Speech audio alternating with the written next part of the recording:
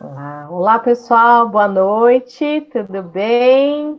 Quero dar as boas-vindas aqui ao professor Daniel e a todos os colegas que estão aqui participando com a gente dessa live do Happy Hour, que é um momento onde eu inventei depois da pandemia, viu, Daniel? Para justamente como a gente não pode ir para os bares, né, se reunir e matar a saudade, e assim, a proposta é fazer um papo descontraído e sempre voltado mesmo para as práticas integrativas e complementares. Então, eu quero dar as boas-vindas a todos e brindar aqui. Eu falei para o Daniel que a gente sempre traz uma bebidinha, ele trouxe um cafezinho, uma água, hoje é um suquinho de uva, para a gente brindar a sua vida, Daniel, que é uma pessoa tão especial para a gente, a todos os colegas que estão aqui, as pessoas que vão assistir depois. E é sempre um momento muito gostoso quando a gente está junto e contando essas histórias, né? Então, Daniel, conta pra gente, primeiro, para as pessoas que não te conhecem, fala um pouco da tua trajetória profissional. Quais formações você fez, né? Ele chegou num nível de doutorado, com o que você trabalha hoje, né? E fala um pouco aí como é que foi essa sua guinada, né? Da fase ciência para abertura para as práticas integrativas. E o Bom, pessoal que está aqui, depois quiser fazer pergunta, pode fazer pergunta também, viu, gente? Fica à vontade para participar. muito bem, pessoal. Então, boa noite. Quem está aqui na live junto com a gente, acompanhando agora ao vivo, e quem for acompanhar depois também. Agradeço o convite para participar dessa live. Gostaria de estar pessoalmente com vocês, aí num barzinho, tomando uma cerveja gelada, né? Comendo um petisco aí, um torresmo, alguma coisa desse sentido, né? Mas, Seria infelizmente, bom. não permite. Então, a gente tem que ter resiliência e saber quando tudo isso acabar, a gente volta ao normal, né? E a gente vai desfrutar desses momentos aí presencialmente. Com Bom, certeza. então, o que que acontece? Eu comecei a minha vida acadêmica na graduação em odontologia, né? Então, a minha formação é em odontologia, foram 5 anos de graduação, e aí depois eu me descobri como uma pessoa que gostava de docência. Então, aí eu tive que começar a caminhar, né, para docência. Então, segui aí a pós-graduação, estrito sensu. Então, eu entrei no mestrado em odontologia, e aí depois eu descobri que eu gostava mesmo, era de anatomia humana, e aí eu me apaixonei por anatomia, tive a certeza que era isso, e fui para o doutorado, né, em anatomia humana também, e aí eu concluí o doutorado, tive, então, essa conclusão acadêmica. De experiência profissional, eu trabalhei por um tempo como cirurgião dentista, atendendo os pacientes, e depois acabei tendo experiência na docência, que é o que eu atuo até hoje, tanto no ensino privado como no ensino público, como hoje. E então, como eu segui esta carreira acadêmica, nós estamos aí em volta da ciência, né? Embora a ciência que a gente tem é a ciência da saúde, né? E existe ainda a ciência exata e a ciência humana.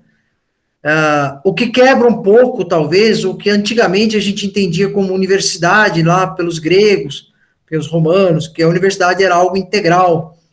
E com o tempo, na verdade, a gente foi fragmentando ela e hoje a gente tem diferentes ciências, né? E a gente domina um pouco de uma única parte, de uma única ciência, né? E aí, como faz parte da ciência ocidental, né? Então a gente tem uma base que vem lá desde Hipócrates, né? Como o pai da medicina, que foi o iniciador ali das observações clínicas, ou seja, o conhecimento passa a partir de uma observação clínica, enfim. E você vem muito então do empirismo, né? Que é aquela observação. Você observa o que acontece ao seu redor, estabelece uma hipótese e depois, por meio científico, por metodologia científica, você vai ter que provar por A mais B que aquilo é ou não é. Se é, porque é, e se não é, o porquê não é. Embora pareça redundante, né? E aí você tem também aquela questão técnica, né? É tecnicista. Você tem que ter técnicas para provar a sua hipótese. E hoje não uma única técnica, mas várias técnicas. Então, por exemplo, quem for percorrer aí o mestrado e doutorado, vai ver que para defender a sua tese, né, para apoiar a sua hipótese, você vai ter que fazer uma série de metodologias científicas para corroborar ou não ao que você chegou, né? E ainda tem que confrontar isso com a literatura existente, que pode estar ao seu favor ou não, né? Muito bem. Então, eu fui criado e lapidado, obviamente, dentro desses moldes da ciência ocidental, né? Onde você, além do empirismo, além da questão de observação, você tem que valorizar demais a racionalidade. É tudo por meio racional. Não existe achismo, não existe esoterismo, não existe nada além do que é racional e palpável e concreto. E aí, então, eu como profissional da área de saúde, vindo aí dessa ideia do Hipócrates, né? Então, o que a gente vê? A gente vê na medicina eu digo, pessoal, não é medicina só o curso de medicina, é medicina a área de saúde em si. Nós vivemos uma medicina científica ocidental, em que há a procura de uma explicação para a doença, para o processo patológico, né? Então, a ciência médica, ela está mais para explicar o processo patológico, é para explicar a doença. Então, hoje a área da saúde, ela é muito focada no seguinte: você é um cientista que tenta explicar uma doença, e não necessariamente um terapeuta que trata um indivíduo doente. Então, você pesquisa e trata a doença, e não o doente. Por isso que hoje muitos pacientes reclamam que há o quê? Uma separação muito grande, uma frieza do tratamento na área de saúde, porque não se vê mais o indivíduo na doença. Então, hoje, você tem primeiro a ciência estudando a natureza da doença, e não o indivíduo. E aí isso vem exatamente do período de Hipócrates, que pela observação clínica, ele observava o comportamento da doença. E a partir daí, entendendo o processo patológico, você vai migrar para o tratamento. Mas isso causa uma dicotomia. Você separa o processo patológico do indivíduo e do meio que ele está inserido. Muito bem. Daí, tem até um artigo muito interessante, que se chama Medicina Chinesa / Acupuntura, apontamentos históricos sobre a colonização de um saber, de Otávio Augusto. Estou dando uma lida aqui para saber o nome dos autores, tá? Otávio... depois você podia mandar para a gente o artigo, hein, professor? Depois eu mando aqui, então, eu baixo aqui. Aí tem Otávio Augusto Contatori, Charles Dalcanale Tesser, Nelson Felice de Barros, que publicaram em 2018 na revista História, Ciências e Saúde. E eles fazem uma abordagem muito interessante do seguinte momento.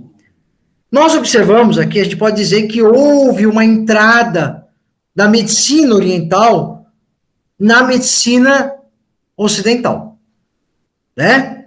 Isso aí, já no século XX, na metade do século XX em diante, começou de maneira mais tímida e hoje muito mais forte a entrada da medicina chinesa, a entrada da medicina tailandesa, dos custos de experiências da Índia, enfim, vão entrando. Muito bem. Então, hoje a medicina ocidental, digamos que sofreu uma pequena invasão, entre aspas, da cultura oriental. Porém, este trabalho faz uma abordagem interessante e faz o contrário, que a medicina chinesa sofreu o efeito da colonização ocidental. Porque no final do século XIX, início do século XX, ingleses e americanos entraram na China. Foi bem no período em que existia ainda a medicina clássica chinesa. E a medicina clássica chinesa estudava não só o processo saúde e doença, mas ele incluía o indivíduo. E não só o indivíduo, como todo o meio em torno dele. Então, o diagnóstico da medicina clássica chinesa envolvia vários fatores. E aí, com essa colonização, com essa tentativa de modernização da cultura chinesa pela cultura ocidental, houve uma mudança, muito mais intensificada no período de Mao Tse-tung, onde teve a grande revolução cultural, e aí no início da década de 80, começou a ter uma inclusão muito grande da medicina científica ocidental na medicina clássica chinesa. Então, a medicina clássica chinesa começou a se modernizar, e ele usa palavras interessantes, como, por exemplo, a medicina chinesa sofreu a inclusão da metodologia superior, né, dos padrões científicos e dos axiomas da pesquisa. Né? Como se a medicina deles fosse superior à da chinesa, né? Eles sofreram a influência do colonizador, que era algo superior, né? E da ideia de que a entrada da metodologia de investigação científica traria superioridade à metodologia chinesa. Isso trouxe, então, essa suposta modernização, e a medicina clássica chinesa se transformou em medicina tradicional chinesa. E aí, esta medicina tradicional chinesa, que aí veio o caminho inverso, e veio para o Ocidente. Claro que houve perdas, né? E os autores comentam que houve uma perda no caso deles. Por quê? Eles começaram a priorizar o processo patológico e não o indivíduo.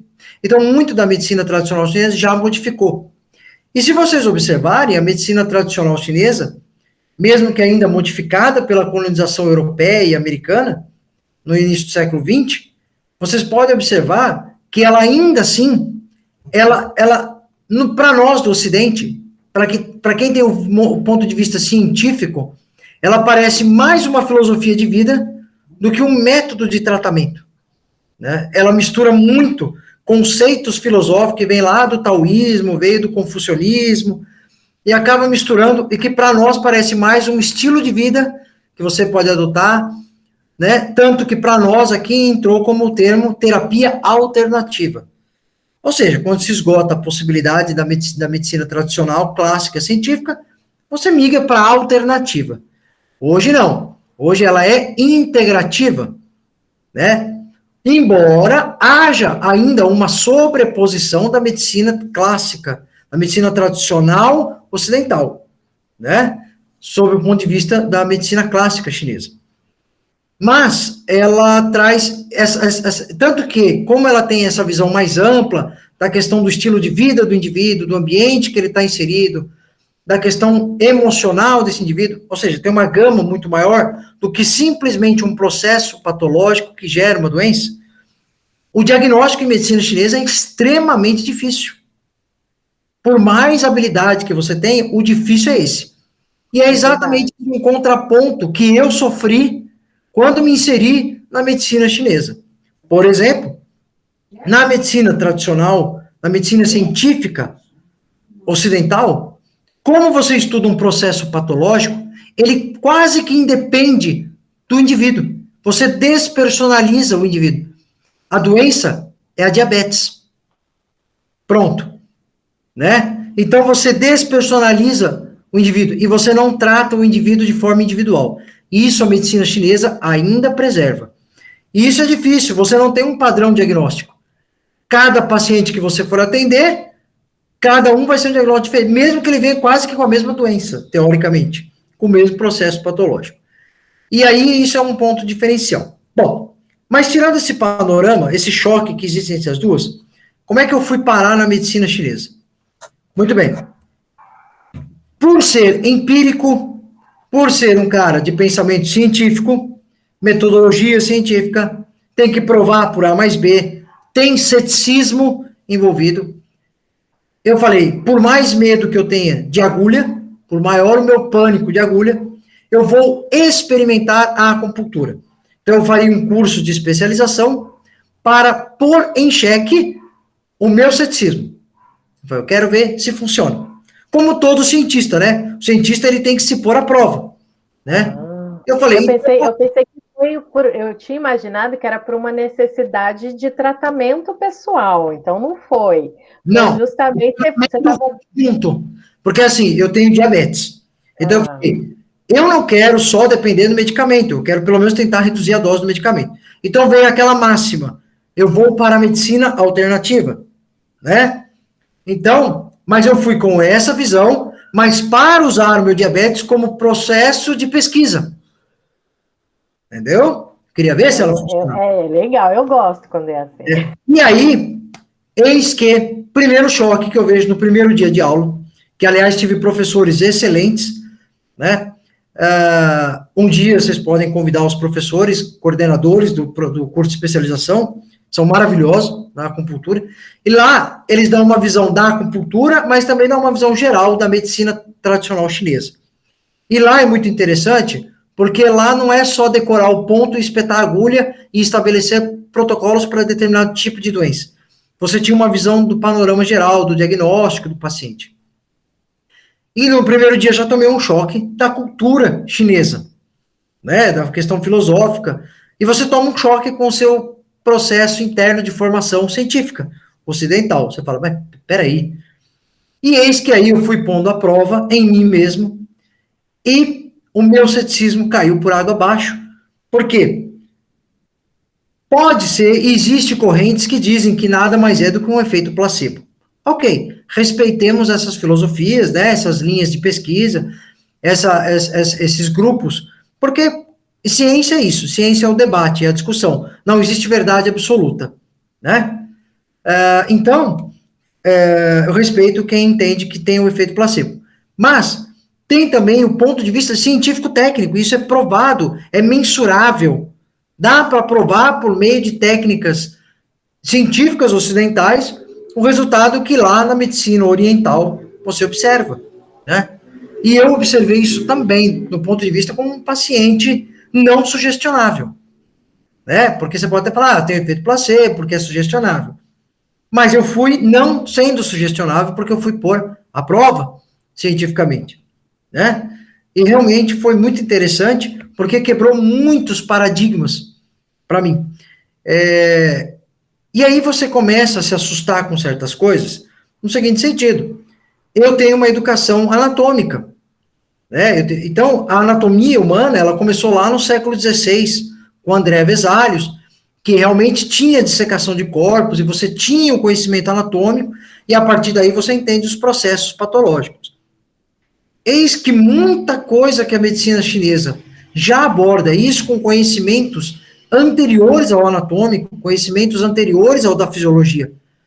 E hoje a medicina ocidental comprova muito das afirmações do conhecimento já descritos pela medicina chinesa, né? E isso me fascinou muito. E pelo conhecimento anatômico, que eu vi que muita coisa coincide, né? E aí você começa a pensar, será que é só coincidência mesmo? E aí você chega à seguinte conclusão, talvez não. Por quê? Porque seja no Ocidente, seja no Oriente, o objeto de estudo em ambos os casos foi um só, o ser humano. Né? Nós somos o mesmo denominador comum para as duas ciências, oriental e ocidental. Só mudou a forma de observação e condução do processo. Mas todos nós temos o quê? Doenças, todos nós temos emoções, tristeza, felicidade, medo, raiva, alegria, todos nós sofremos de ansiedade, né, de anseios. Então, todo mundo tem isso. Então, obviamente, isso ia se manifestar. E era só observar, né? Então, obviamente, fica fácil entender nesse sentido que as duas teriam uma convergência, porque o denominador comum é o mesmo, né? E quando eu fui para a medicina chinesa, eu gostei muito, comecei a me aprofundar, e como eu disse, como ela tem um caráter até um pouco filosófico, você acaba tendo um pouco de mudança, embora eu ainda estou a desejar na questão da filosofia oriental, né? Admiro bastante, gostaria de ter um pouco da paciência e da resiliência que eles têm, né? Mas nós, como ocidentais, mergulhados na cultura ocidental, é um pouco mais difícil de despoluir, né? Mas foi um acréscimo e foi um aprendizado muito grande. E o que eu gostaria de encerrar é que talvez o termo integrativo seja mais correto, porque foi exatamente o que aconteceu comigo. Eu não descartei a medicina ocidental e não ignorei a medicina oriental. Eu integrei as duas. Elas se complementam, elas se complementam, elas não se anulam, né? E elas não se sobrepõem uma à outra. Então foi nesse sentido. E hoje eu gosto muito da medicina chinesa, ainda não perdi o medo de agulha, mas estou mais tolerante a ela, né? E Sim. aí é isso, então eu estou trazendo aqui o meu testemunho, a pedido da Fabiana, né? Fabi foi minha aluna no curso de fisioterapia, hoje foi e é e será a minha amiga, né? Amém, com Ela certeza. né? Hoje eu não corrijo mais as provas dela, mas enfim, né? Graças a Deus. E fico muito feliz de poder rever todos vocês. Eu vou dar aqui algumas olhadinhas no chat, aqui já tem perguntas aí. Mas, Mas, ô professor, não sei se foi a contento, mas espero que com tenha. certeza. Mas eu queria fazer algumas perguntas, antes de passar aqui para as perguntas dos colegas, assim, do seu corpo, você conseguiu sentir realmente, houve melhora dentro das expectativas que você tinha? Eu fiz. ah, eu não fiz um tratamento completo na época, porque na época eu estava como aluno para aplicar nos pacientes. Não Certo. como paciente, né? Não tinha tempo nesse sentido. Eu fiz algumas vezes. Nas vezes em que eu fiz acupuntura, o meu diabetes respondeu. Não tão rápido como eu gostaria, mas respondeu, né? Mas isso eu não acredito que seja culpa da acupuntura, mas seja da questão da minha cronicidade com a doença, né? Também não vamos esperar milagre, né? Ela é uma medicina integrativa, mas a gente tem que entender que ela responde também com o fisiológico. Mas ela Sim. trouxe muito resultado. E o mais interessante, que talvez pela medicina chinesa, é que nos momentos em que eu fiz tratamento com acupuntura, eu não tratei apenas a doença, eu não tratei apenas a questão hormonal, da insulina, glucagon, eu tratei o emocional. E ao tratar o emocional, a resposta fisiológica, ela é melhor. Isso eu percebi, né? Isso eu percebi. Então, Sensacional. isso que é legal, né? É Agora, verdade. meus pacientes que eu atendia, alguns casos, as respostas eram quase que não instantâneas, mas eram muito rápidas, né? E eu via muitos pacientes, e aliás tinha até um problema interessante, porque a gente tinha um limite de sessões para o paciente, e o mais difícil era ele conseguir se convencer de que tinha que ter alta, porque eles gostavam tanto dos resultados fisiológicos e rápidos que eles tinham, que eles não queriam sair da terapia.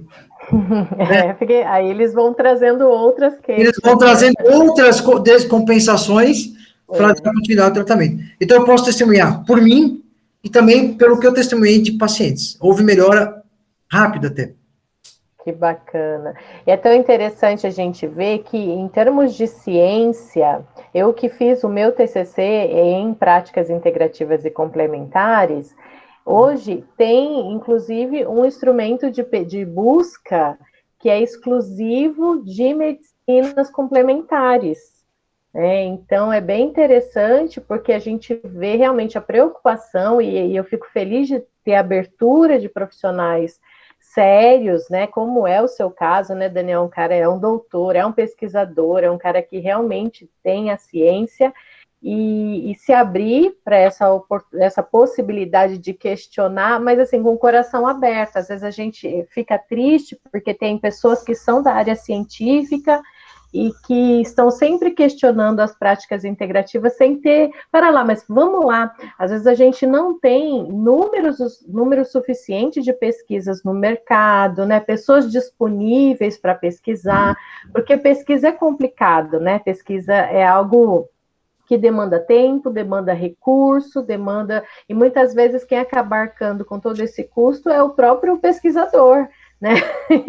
Então, assim, mas, por exemplo, no meu caso, que dos meus principais atendimentos é em aromaterapia, né? Então, às vezes tem pessoas da ciência falando, é uma pseudociência, não tem ciência. Eu falo, gente, só não tem pesquisa o suficiente, mas tem. Se você procurar, você vai encontrar um monte de artigo aí, e tem. Então, É que, depois eu posso até colocar para vocês aqui lá o site de pesquisas de medicinas complementares, vou colocar lá no vídeo para vocês, quem quiser pesquisar, artigos sérios tem e é legal. assim, tem uma coisa interessante, que você falou que a pesquisa é difícil, pela seguinte questão. a gente está tentando olhar e comprovar com um conhecimento ocidental, com técnicas ocidentais, uma técnica e um conhecimento gerado por uma filosofia completamente diferente. Então fica difícil você comprovar isso usando isso. É verdade. Existem coisas que dá, né? Por exemplo, hoje a acupuntura existe N artigos que explicam a fisiologia da dor e como a acupuntura desencadeia mediadores químicos que trabalham a fisiologia da dor. Então, o espetar da agulha sozinho não gera efeito placebo. Ele gera um efeito elétrico, ele gera um potencial elétrico na região da ponta da agulha que desencadeia, né? Então, isso é muito, foi comprovado cientificamente. Agora, é claro que outros tipos de técnicas fica difícil comprovar sobre o olhar ocidental, né? Porque nós não temos ferramentas que comprovem, né? Mas existem estudos já começa a vir interesse do Ocidente em, pelo menos, atestar aquela técnica, né? Isso já tem sim. Então é interessante, por isso que fica difícil, por isso que fala assim pseudociência. Mas até um tempo atrás, a acupuntura era considerada uma pseudociência. Hoje ela já é especialidade na odontologia. Já é uma especialidade. A aromaterapia já é, perdão, a homeopatia, muito obrigado.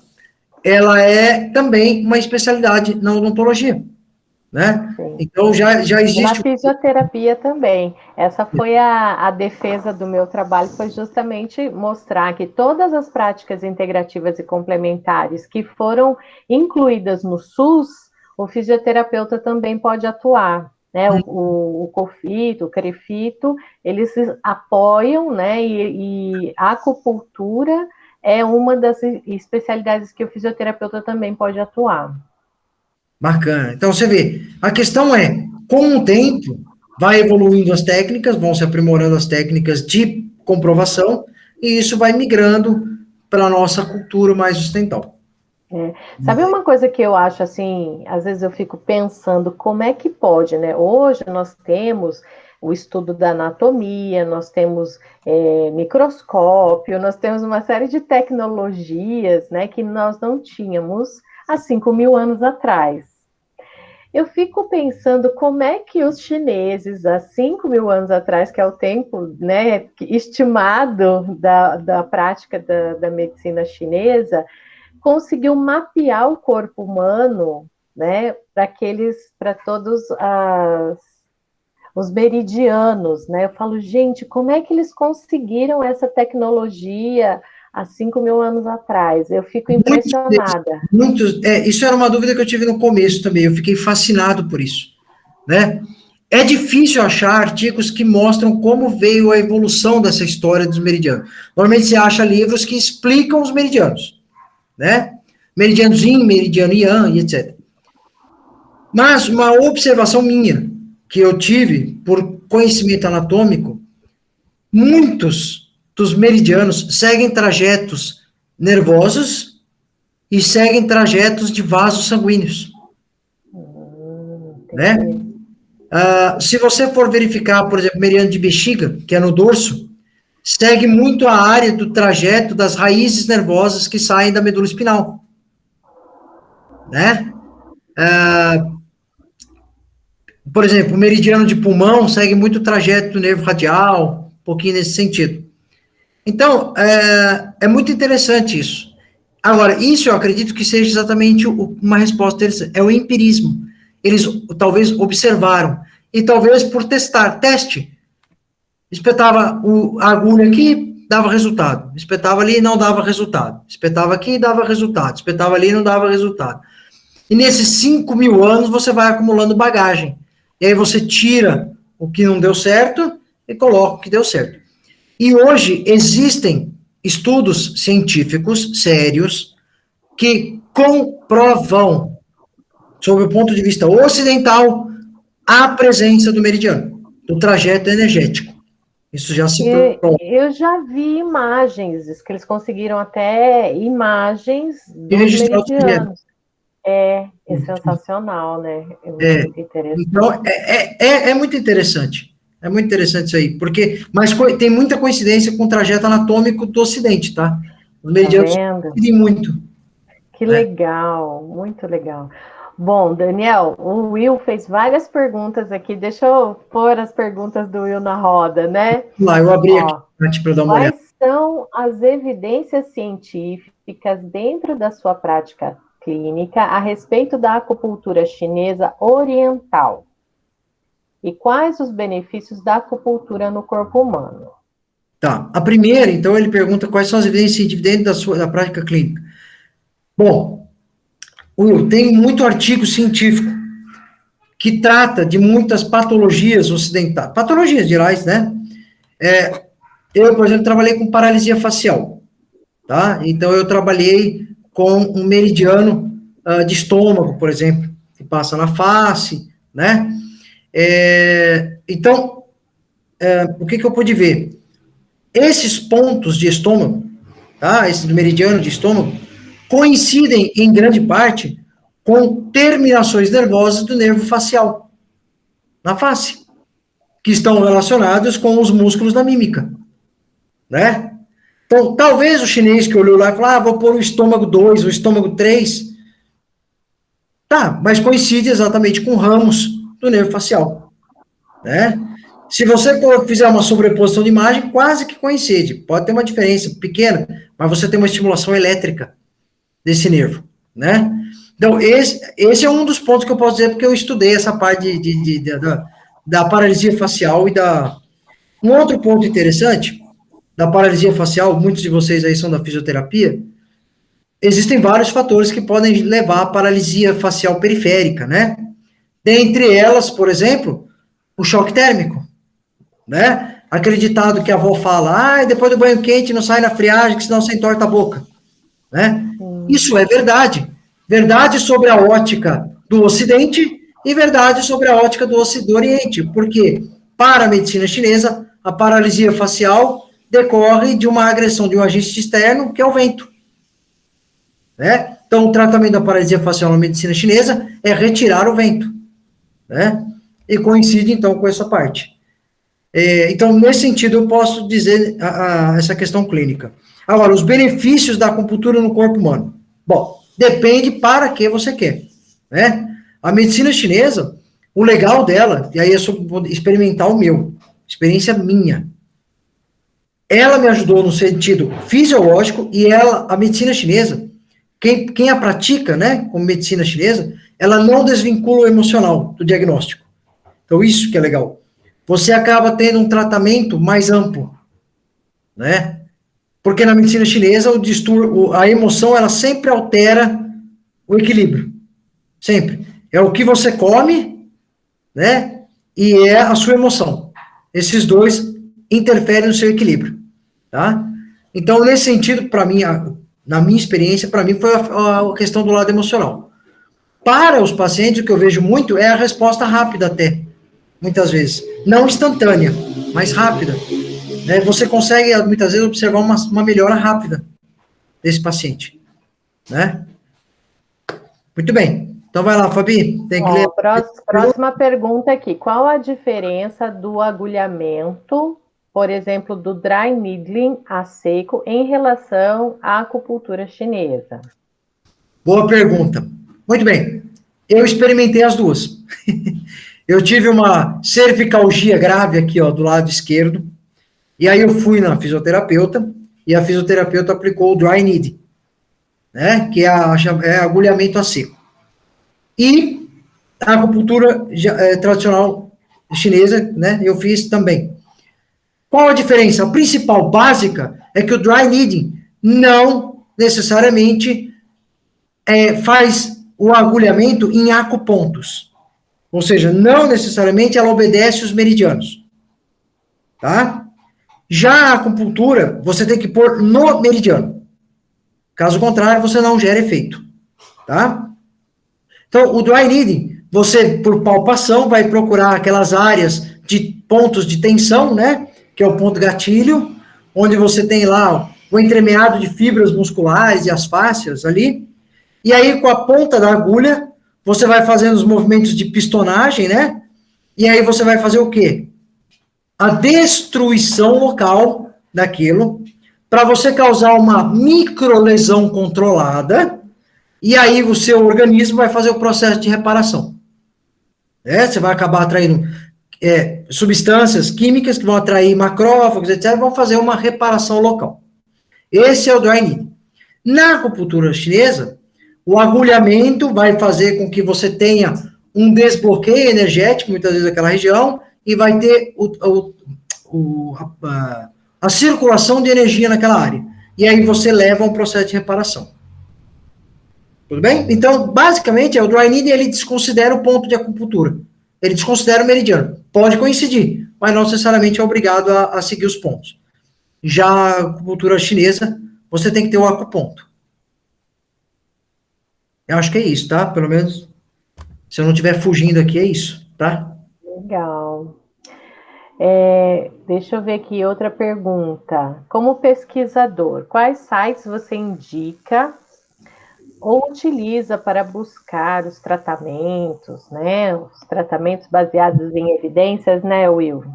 Bom, para mim, como docente na área acadêmica, científica, tradicional, ocidental, eu procuro em sites que são base para nós da área de pesquisa. Então, é o PubMed, né? Que é pesquisa em inglês. O único problema é que fica difícil achar artigos que fazem o tratamento de pacientes apenas sob o ponto de vista oriental. Tá? Então, tem muitos artigos que são publicados que não tem o chamado rigor científico ocidental. Então, esses não vão constar, fica mais difícil. Mas tem. No PubMed, se você procurar com acupuntura, vai ter mais aqueles protocolos mais técnicos, onde foi feita experimentação e etc. Né? Para tratamento de pacientes.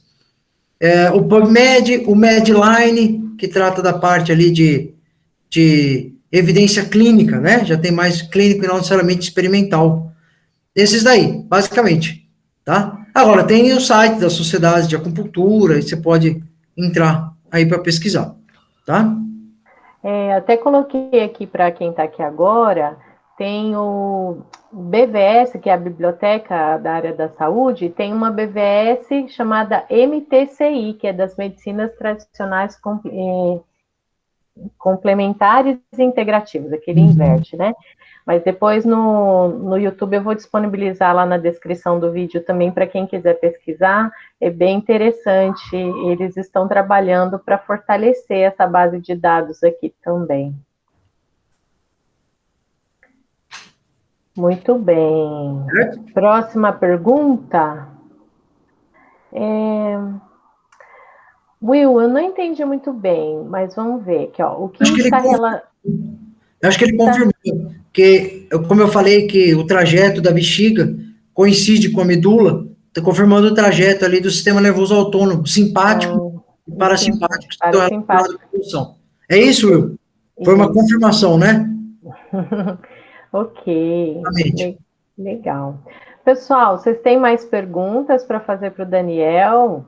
Aproveitem, porque ele está aqui, olha, enriquecendo com tantas informações incríveis aqui essa nossa live. Eu nem tinha essa expectativa toda, hein, Daniel? Olha, eu estou muito feliz com tudo que você está entregando aqui para a gente, porque é tão legal, sabe? A gente que, eu pelo menos que estou aí, né, trabalhando para tornar as práticas integrativas mais conhecidas das pessoas.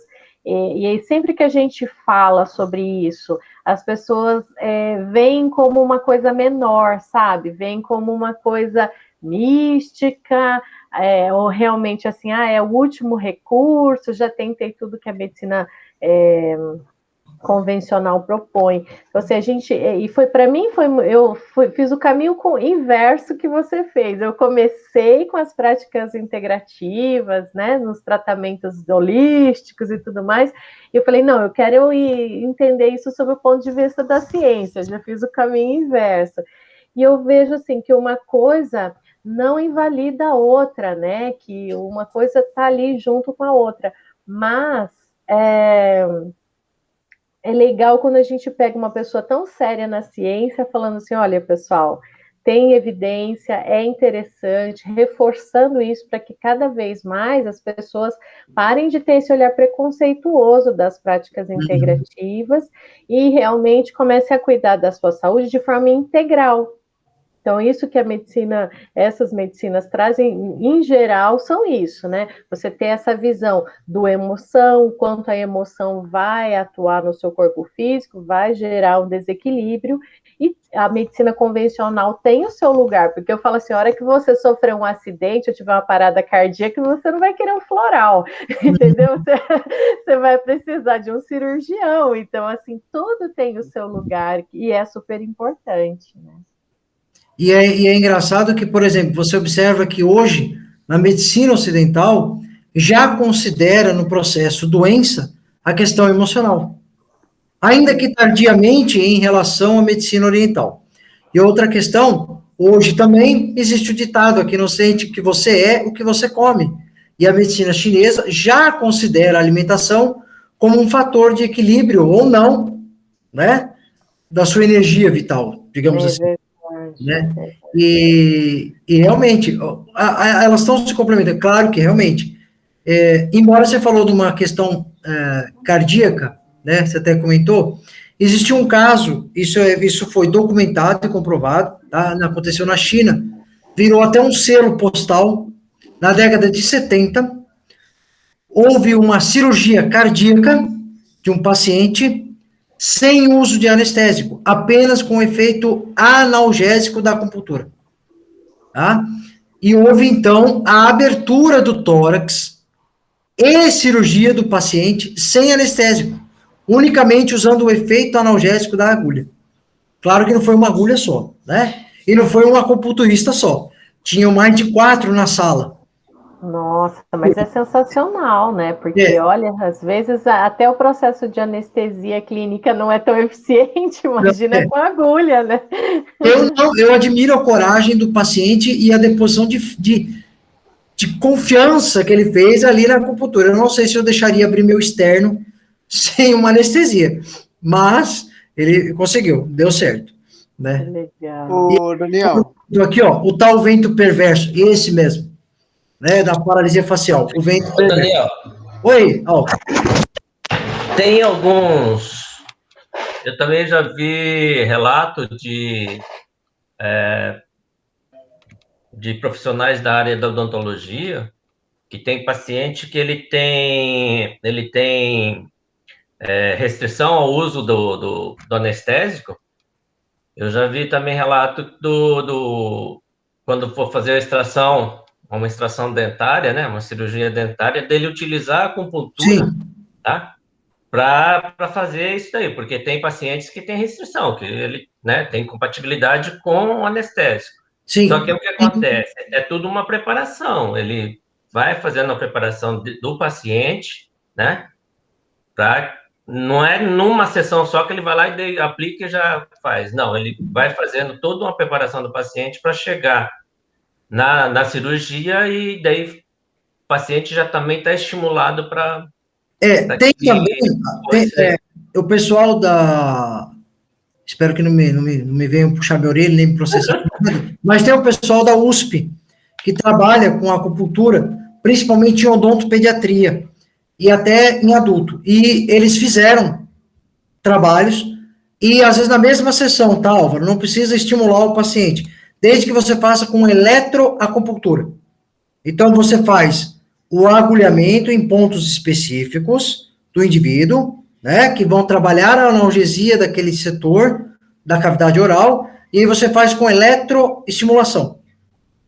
Porque aí você dispensa de ficar fazendo a pistonagem para estimulação da inervação.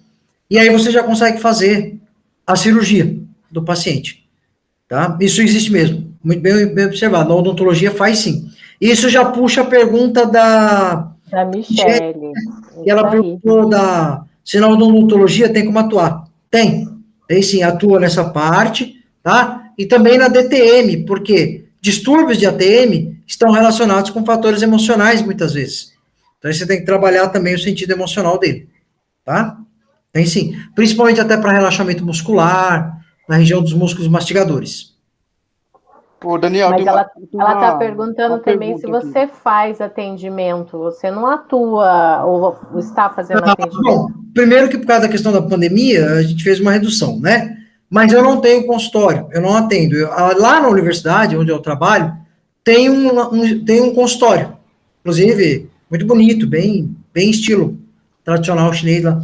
E aí, eventualmente, eu atendo, mas é algo mais voluntário do que outra coisa, né? Caso alguém venha me procurar, então. Porque onde eu trabalho não tem só eu como acupunturista, tem mais 2 professores também acupunturistas, né? E a gente faz esse trabalho lá. E às vezes no curso de especialização de fisioterapia, lá onde tem a acupuntura, a gente pode participar atuando com os pacientes também. Ô, Daniel, Mas deixa eu uma dúvida para aqui. cobrança eu não faço. Daniel, tem uma dúvida aqui, porque tem vários tipos de acupuntura, né? Tem a acupuntura clássica, né, que você está falando, e a acupuntura de acupressão, né, que é com o dedo lá, né? Qual que é a diferença? Tá. Tipo, benefício, sim. Na verdade, não tem diferença, viu, Will? Pelo seguinte, a acupuntura é simplesmente fazer a ponto, não é puncionar, mas comprimir um ponto. A diferença é que se você for pegar, por exemplo, uma acupressão, que é com um dedo, você vai fazer porque você não tem agulha, né? Então você vai fazer com o dedo, em cima daquele meridiano, daquele ponto do meridiano, daquele acuponto. Aí você vai pegar uma área muito maior. Claro que você não vai atingir um grau de estimulação muito grande, porque você está distribuindo uma força por uma determinada área. A agulha é diferente, você só vai concentrar essa pressão num determinado ponto, né? E a diferença maior é que com a acupressão você pode errar 1 milímetro para cima, para o lado, para o outro, para baixo. A agulha não, a agulha você vai ter que acertar exatamente o ponto. Um pouquinho mais para o lado, você não gera estímulo. Né? Entendi. Basicamente nesse sentido. Entendi, é porque tem vários, né? Tem. Sim, Você por pode explicar exemplo, para mim o que que é a sonoacupuntura, tem a laser acupuntura, que eu tô vendo aqui, a e laser tem a. acupuntura, você vai usar, ao invés da agulha, um laser. E aí, pela frequência do laser, você estimula aquele ponto. Normalmente o laser é uma alternativa até para quem tem medo de agulha, como eu. A gente tem Entendi. medo de agulha, ao invés dele relaxar na sessão de acupuntura, ele fica mais tenso. Então aí você tem a opção, muitas vezes, de usar o laser, né? Agora, por exemplo, na auriculoterapia, você pode usar a agulha para estimular aquele ponto, ou você pode usar uma semente esférica de mostarda, ou de Uhum. prata, ou de ouro, né? E tudo Depende se isso você quer fazer sedação ou tonificação, mas a semente, não é a semente em si que gera o efeito, é a pressão que ela gera, ela substitui uma pressão pelo dedo, né? Então essa que é a ideia. entendi. E tem um moxibustão também, né? Mocha bustão. A mocha bustão, você usa um bastão de artemícia, né? Que é um bastão, você acende. Aí é o seguinte: aí você tem que estudar as teorias dos 5 elementos, tem a questão do yin, do yang, a questão do diagnóstico. Se você tem que tonificar a deficiência ou se você tem que sedar o excesso. Aí depende. Você pode ter uma deficiência de yin e aí você está com um excesso de yang, ou o contrário. E aí, muitas vezes, você precisa dar calor a esse indivíduo, né? Porque o chinês entende que o yang é o calor, é a energia que sobe, a energia ascendente. Então, se ele está com excesso de yin, você precisa trabalhar o yang. Então, muitas vezes, você tem a mocha bustão, né? São bastões de artemícia que geram uma fonte de calor. Né? E aí você faz a estimulação dos pontos de acupuntura por meio deste calor. Né? Por exemplo, como a ventosa terapia. A ventosa terapia, para a medicina ocidental, na verdade, é só para relaxar a fáscia muscular. Na medicina chinesa, já tem a ver com extração de toxinas. Na verdade, você vai exteriorizar a energia perversa. Tem gente que faz sanguessuga, né? Ela está nos meridianos, porque assim, quanto mais crônica for a doença, mais profunda ela é nos meridianos. Se você usa a ventosa terapia, na verdade, você está exteriorizando a patologia. Você está tirando ela de profundidade. né, para que você possa trabalhar, né? E, então, tem várias técnicas, e cada uma tem um porquê do uso, tá? E, E isso depende do diagnóstico. e você aprendeu tudo isso na escola que você fez? Sim, no curso de especialização em acupuntura. É. Ah, Claro, legal. a gente fez um módulo, na verdade, tínhamos 2 anos de curso, né? São 1.200 horas. E aí, dentro de cada módulo, a gente aprendia uma técnica dessa. E depois, na clínica, né? A gente teve 1 ano de clínica. E aí, foi 1 ano usando as diferentes técnicas, né? Aí, por exemplo, Will, você pode fazer uma associação. Por exemplo, você pode pegar uma moxa-bustão e usar com a agulha. Então, você pode colocar a agulha de acupuntura no ponto e em volta da agulha, você coloca a moxa-bustão e acende ela. E aí ela esquenta a agulha esquenta o ponto, né? Você pode trabalhar a ventosa terapia com agulha, né? Você pode fazer uma drenagem da energia, e drena até o sangue, inclusive, que é o que é a energia estagnada, né? Que eles falam. Existem aromaterapeutas que utilizam também colocar, né, umedecer a pontinha da agulha com um determinado óleo essencial e também fazer a aplicação. Também tem essa. Então tem várias vertentes e cada uma serve para uma indicação. E você pode fazer a combinação de algumas delas, né? Muito bem, excelente. Pessoal, vocês têm mais alguma pergunta para o Daniel? Tranquilo? Ah, Daniel, puxa vida, viu? Acho que a gente podia ficar a noite inteira aqui, você contando suas histórias para gente, que, olha, foi um prazer muito grande, muito obrigada por você ter aceitado esse convite, gostoso matar a saudade, obrigada por todo o legado que você nos deixou lá na fisioterapia, né? Hoje, basicamente, os nossos convidados aqui são os nossos colegas lá da Físio.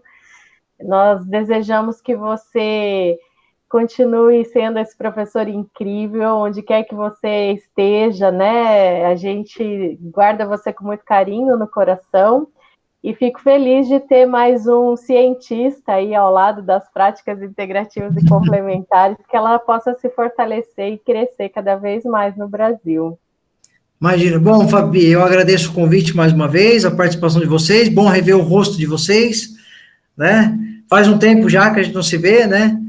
E fico muito feliz aí com a jornada de vocês, praticamente a grande maioria aí já formado, como fisioterapeutas, isso é bom, porque um dia eu vou precisar, né?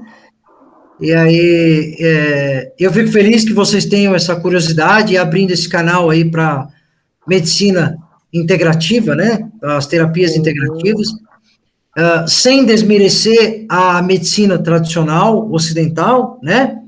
E sem fazer e sem superestimar a capacidade da medicina integrativa, mas com os pés no chão, sabendo usar de maneira parcimoniosa as duas, né, de forma a beneficiar o indivíduo no seu tratamento.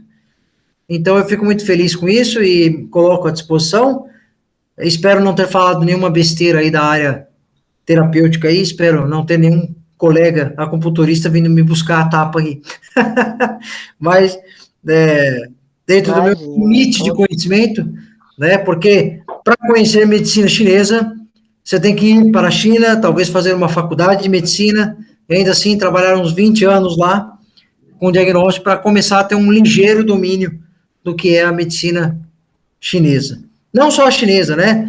Tem, por exemplo, as massagens indianas, né? Tem as técnicas indianas, as tailandesas, tem as técnicas também do Japão. Então, tem muita coisa a se aprender de lá, né? Sim, e as filosofias também, né? Vale também a parte filosófica. É verdade. Né? Então, tá bom. Muito obrigada a todos pela presença. Obrigada. Vamos brindar aqui mais uma vez, né, Daniel? Saúde, saúde para todos nós. Que nós possamos passar por esse momento aí, estarmos aqui reunidos, quem sabe no futuro aqui para o nosso churrasco, que ainda acontecerá, nosso churrasco de formatura em algum momento. Saúde a todos vocês, meus colegas. Muito obrigada por tudo. E até o nosso próximo Happy Hour, então. É isso aí. Falou. Obrigado, Fabi. Obrigado, Daniel. Obrigado pela explicação. Tá? Um abraço. Eu que agradeço, ó. Obrigada, Álvaro. Eu também quero agradecer, professor. Ó, Will. Obrigado mesmo. É muito legal, assim, saber sua visão, né? Uma pessoa que passou de cética para respeitar aí a medicina oriental e casar junto à ocidental. Acho isso muito legal, sua parte. Todo conhecimento enriquece, né? Desde que a gente use ele para o bem, ele traz o resultado positivo, né? E aí é isso, a gente não pode ter preconceito em ciência. Jamais um pesquisador pode ter preconceito, porque tudo pode ser testado, e aí a gente só tem que ver o resultado dele, né? E a verdade da ciência não é absoluta. Então é importante, né? A gente ver isso aí. Então tá, mas fico feliz aí com a participação de vocês. Espero ter contribuído um pouquinho. Com certeza, Daniel. Obrigada, viu? Até mais então, pessoal.